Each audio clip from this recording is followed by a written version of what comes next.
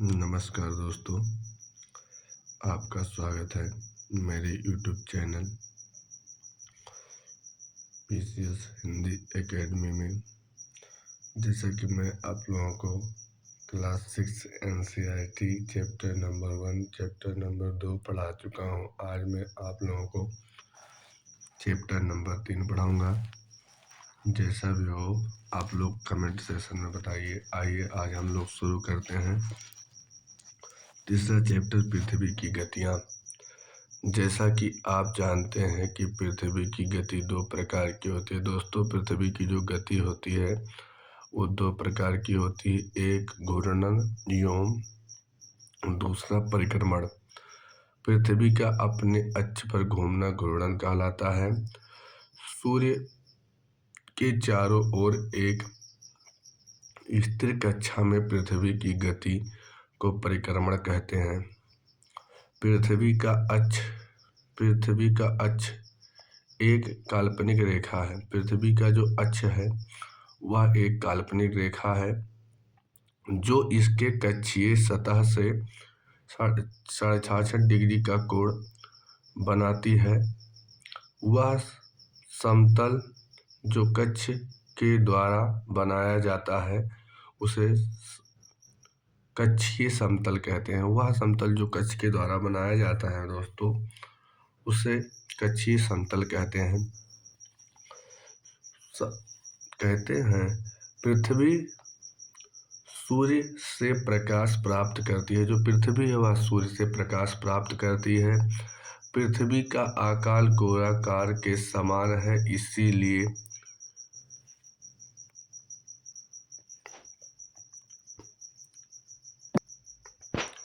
पृथ्वी का आकार गोलाकार के समान है, इसीलिए एक समय में सिर्फ इसके आधे भाग पर ही सूर्य की रोशनी पड़ती है। दोस्तों, जो सूर्य की रोशनी पृथ्वी की एक ही भाग पे पड़ती है उसका कारण ये है कि जो हमारी पृथ्वी है इसका आकार गोले के समान है। सूर्य की ओर वाले भाग में दिन होता है, जबकि दूसरा भाग जो सूर्य से दूर होता है वहाँ रात होती है। पृथ्वी के एक भाग पे दिन और एक भाग पे रात होने का कारण यह है कि जो पृथ्वी का जो भाग सूर्य के समान होता है दोस्तों, वहाँ दोनों दिन होती है, और जो भाग सूर्य के सामने नहीं होता है, पीछे के साइड होता है, जिस पे सूर्य की रोशनी नहीं पड़ती है, अगर सही शब्दों में समझा जाए तो वहाँ रात होती है। ग्लोब पर वह वृत्त जो दिन तथा रात को विभाजित करता है उसे प्रदीप्त वृत्त कहते हैं। हमारी ग्लोब पे जो वृत्त है जो दिन और रात को विभाजित करता है उसे हम प्रदीप्त वृत्त कहते हैं। यह वृत्त अक्ष के साथ नहीं मिलता है। जो प्रदीप्त वृत्त होता है यह अक्ष के साथ नहीं मिलता। जैसा कि आप चित्र संख्या 3.2 में देख सकते हैं कि पृथ्वी अपने अक्ष पर एक चक्कर पूरा करने में लगभग 24 घंटे की समय लेती है। पृथ्वी जो है दोस्तों अपने अक्ष पर एक चक्कर पूरा करने में 24 घंटे का समय लेती है। घूर्णन के समय काल को पृथ्वी का दिन कहा जाता है। जो घूर्णन के समय काल होते हैं दोस्तों उसे पृथ्वी का दिन कहा जाता है। यह पृथ्वी का दैनिक गति है। पृथ्वी का जो घूर्णन काल होता है वो पृथ्वी का दैनिक गति होता है। इधर देखिए कुछ लिखा हुआ है, आओ कुछ करके सीखें। पृथ्वी को दर्शाने के लिए एक गेंद लें तथा सूर्य को रोशनी के लिए एक जलती हुई मोमबत्ती गेंद पर शहर एक्स को देखने के लिए निशान लगाएं। अब गेंद को इस प्रकार रखें कि शहर एक्स में अंधेरा हो। गेंद को अब बाएं से दाएं घुमाएं। जैसे जैसे ही आप गेंद को थोड़ा घुमाते हैं तो शहर में सूर्योदय होगा। अगर गेंद को आप घुमाना जारी रखते हैं, बिंदु x धीरे धीरे सूर्य से दूर चला जाता है। यह सूर्यास्त है। आप जब गेंद लेंगे, मैं आपको बता रहा हूं, तो गेंद को जब आप घुमाएंगे तो गेंद के एक भाग पे रोशनी पड़ेगी और एक भाग पे रोशनी नहीं पड़ेगी। आइए आगे। अगर पृथ्वी घूर्णन नहीं करे तो क्या होगा? ये आपको ये बताना भी चाह रहा है, आपसे पूछ भी रहा है कि यदि जो हमारी पृथ्वी है वो घूर्णन नहीं करे तो क्या होगा? सूर्य के तरफ वाले पृथ्वी के भाग में हमेशा दिन होगा। अगर पृथ्वी जो हमारी है दोस्त वो घूर्णन ना करे तो पृथ्वी का जो भाग हमारा पृथ्वी के तरफ वाले भाग में हमेशा दिन होगा, जिसके कारण उस भाग में गर्मी लगातार पड़ेगी तथा दूसरे भाग में हमेशा अंधेरा रहेगा एवं पूरे समय ठंड पड़ेगी। इस तरह की अवस्था में जीवन संभव नहीं हो पाएगा। ये बताने की कोशिश कर रहा है दोस्तों कि अगर मान लीजिए हमारी पृथ्वी घूर्णन ना करे तो पृथ्वी के एक भाग पे हमेशा सूर्य की रोशनी पड़ेगी और एक भाग पर हमेशा ठंडक पड़ेगी। हमेशा ठंडक या हमेशा गर्मी, ये जीवन के लिए अनुकूल दशाएं हैं। ये यहाँ जीवन तब संभव नहीं हो पाएगी।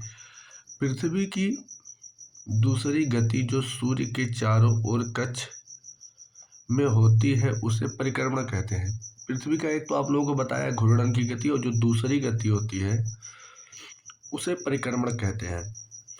पृथ्वी एक वर्ष या 365 दिन 1/4 दिन में सूर्य का एक चक्कर लगाती है। हम लोग एक वर्ष में 365 दिन मानते हैं तथा सुविधा के लिए 6 घंटे इनमें नहीं जुड़ते हैं।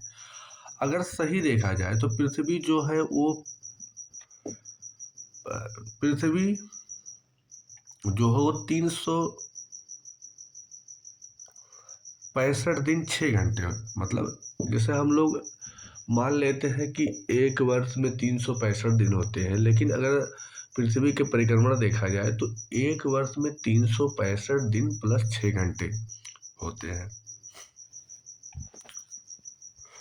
जो हमारी पृथ्वी घूर्णन करती है, घूर्णन तो 24 घंटे में करती है, लेकिन जो परिक्रमण है वो परिक्रमण 365 दिन 6 घंटे, मतलब घूर्णन का जो समय काल है समझ लीजिए एक दिन 24 घंटे, और परिक्रमण का जो समय काल है वो एक वर्ष 6 घंटे।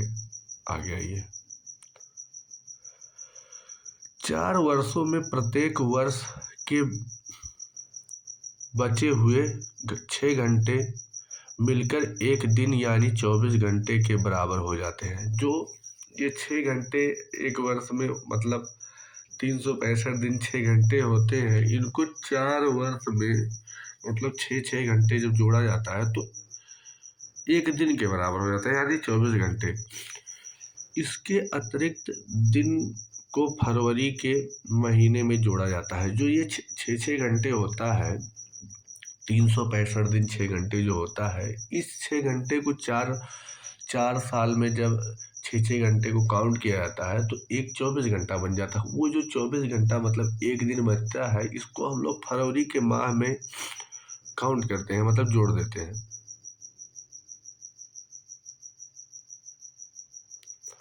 इस प्रकार प्रत्येक चौथे वर्ष फरवरी माह 29 के बदले 30 दिन का होता है। जो हमारा हर 4 साल बाद फरवरी का माह 28 दिन के बजाय 29 दिन का होता है, उसके पर पीछे कारण यही होता है कि हम लोग प्रत्येक वर्ष 6-6 महीने को उसमें प्रत्येक 4 वर्ष के 6-6 महीनों को काउंट करते हैं, उसके बाद वो 28 की जगह 29 हो जाता है। ऐसा वर्ष जिसमें 366 दिन होते हैं उसे लीप वर्ष कहा जाता है। मतलब जिस वर्ष में 366 दिन होते हैं उसे लीप वर्ष कहा जाता है। पता लगाएं कि अगला लीप वर्ष कब होगा। मान लीजिए आप पता लगाइए कि अगला लीप वर्ष कब होगा। आपको बोला है कि आप पता लगाइए अगला लीप वर्ष कब होगा। चित्र संख्या 3.3 से स्पष्ट है कि पृथ्वी दीर्घवृत्ताकार पथ पर सूर्य के चारों ओर चक्कर लगाती है। जो हमारी पृथ्वी है दोस्तों, ये दीर्घवृत्ताकार पथ मतलब रास्ता, दीर्घवृत्ताकार पथ पर सूर्य के चारों ओर चक्कर लगाती है। ध्यान दीजिए कि पृथ्वी पूरे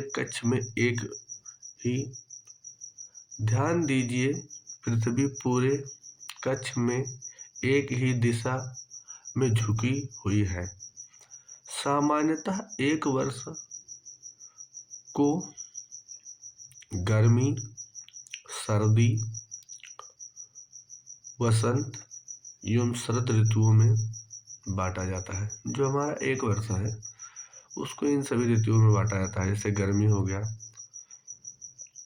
सर्दी हो गया, बसंत हो गया एवं शरद ऋतुओं में बांटा जाता है। ऋतुओं में परिवर्तन सूर्य के चारों ओर पृथ्वी की स्थिति में परिवर्तन के कारण होता है। पृथ्वी की जो स्थिति परिवर्तन होता है उसी कारण ऋतुओं में परिवर्तन होता है। आप आइए इधर देखिए, क्या आप जानते हैं कि एक दीर्घ वृत्त कैसे बनाया जाता है? आपसे ये पूछ रहा है कि क्या आप जानते हैं कि एक दीर्घ वृत्त कैसे बनाया जाता है। एक पेंसिल, 2 पिनें तथा एक धागे का छल्ला लीजिए।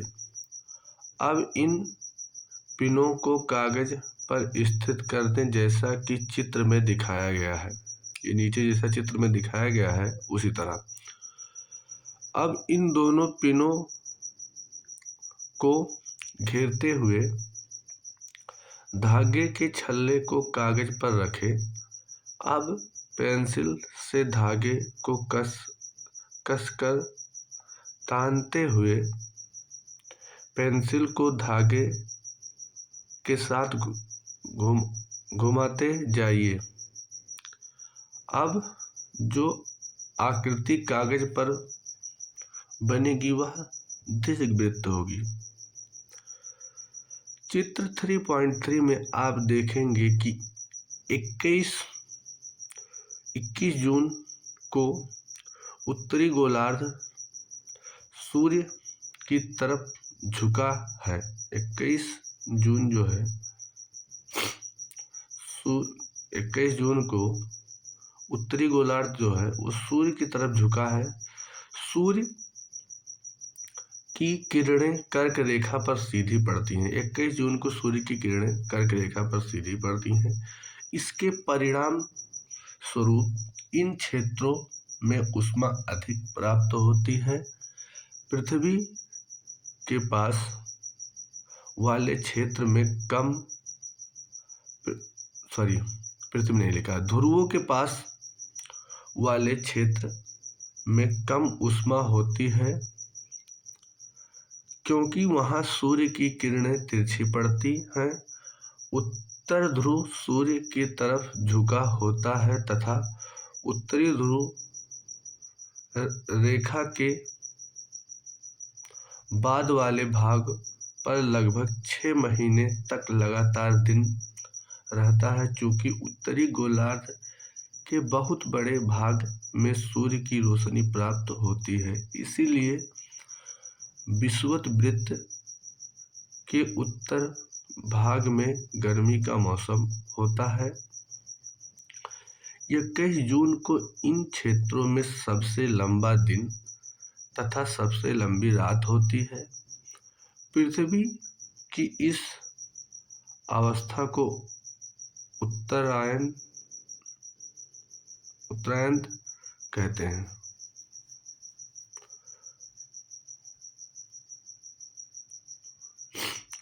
बाईस दिसंबर को दक्षिणी ध्रुव के सूर्य की ओर झुके होने के कारण मकर रेखा पर सूर्य की किरणें सीधी पड़ती हैं। आपसे अगर ये पूछ ले कि कर्क रेखा पर सूर्य की किरणें कब पड़ती हैं, तो आप बताएंगे कर्क रेखा पर सूर्य की किरणें 21 जून को और मकर रेखा पर सूर्य की किरणें 22 दिसंबर को। चूंकि सूर्य की किरणें मकर रेखा पर लंबवत पड़ती हैं, इसीलिए दक्षिणी गोलार्ध में दक्षिणी गोलार्ध के बहुत बड़े भाग में प्रकाश प्राप्त होता है। इसीलिए दक्षिणी गोलार्ध में लंबे दिन तथा छोटी रातों वाली ग्रीष्म ऋतुएं होती हैं। इसके ठीक विपरीत स्थिति उत्तरी गोलार्ध में होती है। पृथ्वी की इस अवस्था को दक्षिण आयंत कहा जाता है। क्या आप जानते हैं कि ऑस्ट्रेलिया में ग्रीष्म ऋतु में क्रिसमस का पर्व मनाया जाता है। ऑस्ट्रेलिया में जो ग्रीष्म ऋतु होता है दोस्तों, उसमें क्रिसमस का पर्व मनाया जाता है। 21 मार्च